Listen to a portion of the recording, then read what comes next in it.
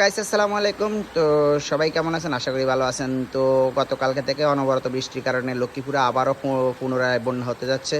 তো সকলের কাছে দোয়ার দরখাস্ত রইল, সবাই আমাদের জন্য দোয়া করবেন যেন আমাদের লক্ষ্মীপুরবাসীকে আল্লাহ পাক রব্বুল আলামিন হেফাজত করেন।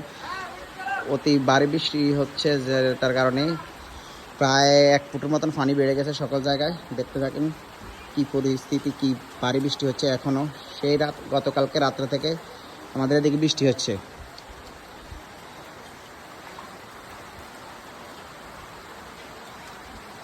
এটা হচ্ছে লক্ষ্মীপুর জেলার 6 নং বাঙ্গাখালী ইউনিয়নের মিরিকপুর বাজারের দৃশ্য।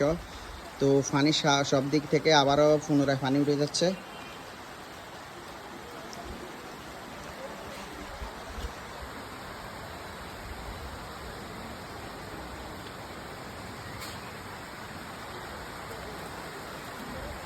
অতি ভারী বৃষ্টি হচ্ছে আর সাথে ঝড়ও হচ্ছে। ঝড় হওয়ার কারণে